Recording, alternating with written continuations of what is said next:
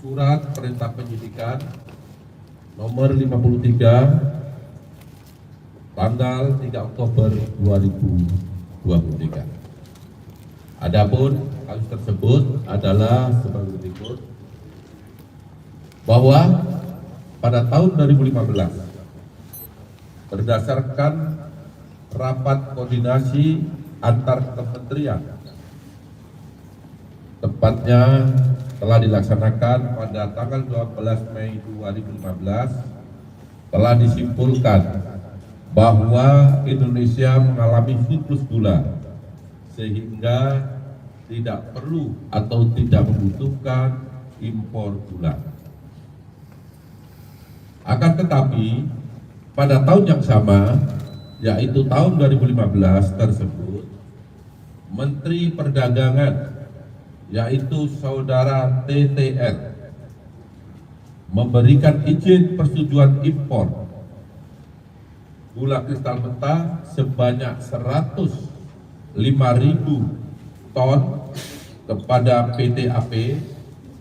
yang kemudian gula kristal mentah tersebut diolah menjadi gula kristal putih atau GKP. Sesuai dengan keputusan Menteri Perdagangan dan Perindustrian nomor 527 tahun 2004, yang diperbolehkan impor gula kristal putih adalah BUMN. Tetapi berdasarkan persetujuan impor yang telah dikeluarkan oleh tersangka TTL, impor gula tersebut dilakukan oleh PT AP, dan impor gula kristal mentah tersebut tidak melalui rapat koordinasi atau rakor dengan instansi terkait serta tanpa adanya rekomendasi dari Kementerian Perindustrian guna mengetahui kebutuhan real gula di dalam negeri. Kemudian pada tanggal 28 Desember 2015 dilakukanlah rapat koordinasi di bidang perekonomian yang dihadiri oleh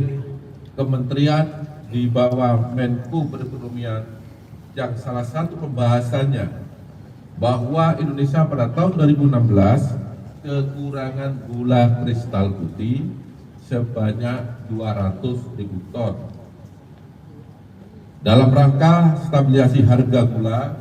dan pemenuhan stok gula nasional.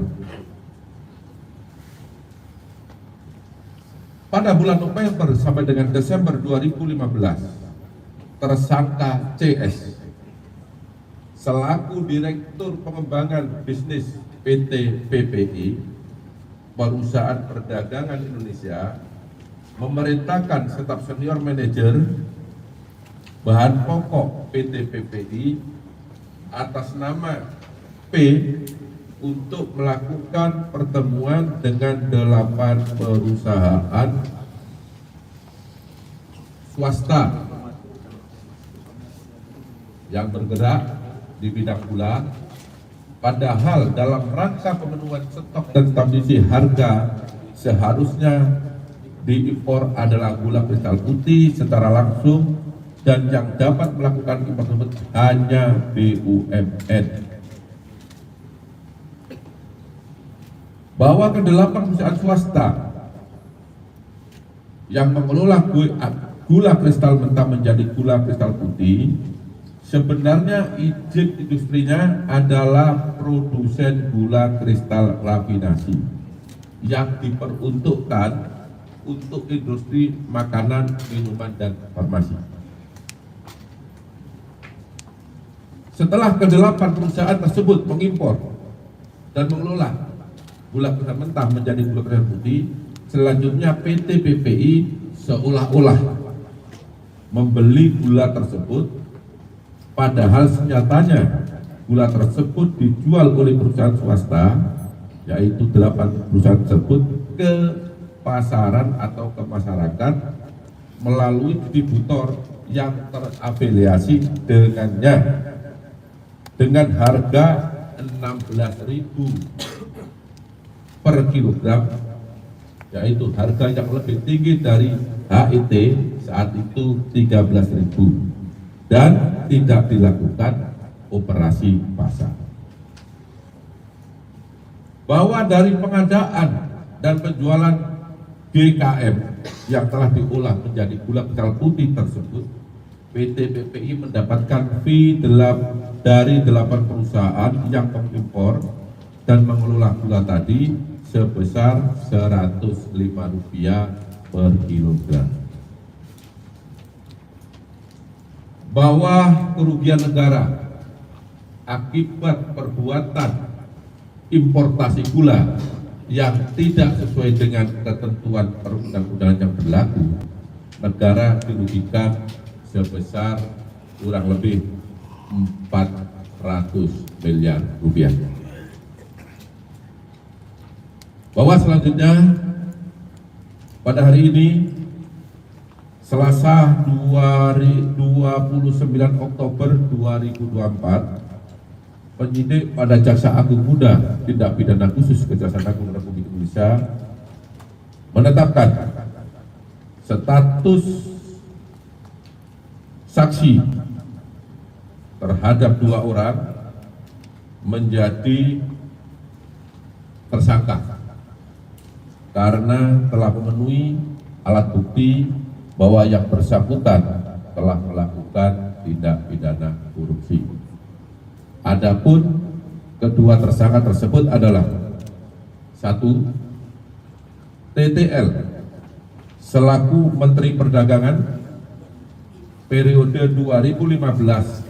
sampai dengan 2016 berdasarkan surat penetapan tersangka nomor tab garis datar 60 garis miring F.2 garis miring FD.2 garis miring 10 garis miring 2024 tanggal 29 Oktober 2024. Yang kedua, tersangka atas nama CS selaku Direktur Pengembangan Bisnis pada PT PPI periode 2015-2016 berdasarkan surat perintah penetapan tersangka nomor tab garis datar 61 garis miring F.2 garis miring FD.2 garis miring 10 garis miring 2024 tanggal 29 Oktober 2024. Bahwa terhadap kedua tersangka dilakukan penahanan rutan selama 20 hari ke depan. Untuk tersangka TTL di Rutan Salemba, Cabang Kejaksaan Negeri Jakarta Selatan, berdasarkan surat perintah penahanan nomor 50 tanggal 29 Oktober 2024, dan untuk tersangka CS ditahan di Rutan Salemba, Cabang Kejaksaan Agung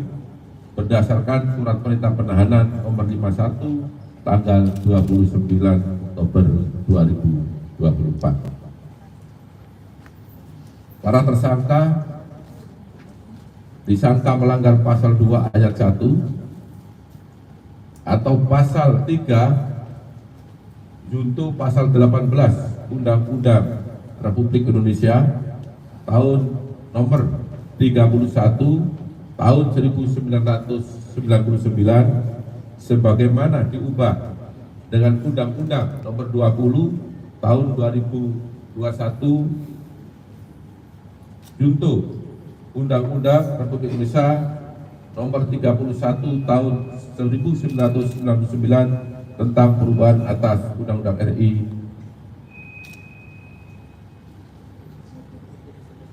tahun nomor 31 tahun 99 tentang pemberantasan tindak pidana korupsi junto pasal 55 ayat 1 ke 1 KUHP. Download Tribun X sekarang, menghadirkan lokal menjadi Indonesia.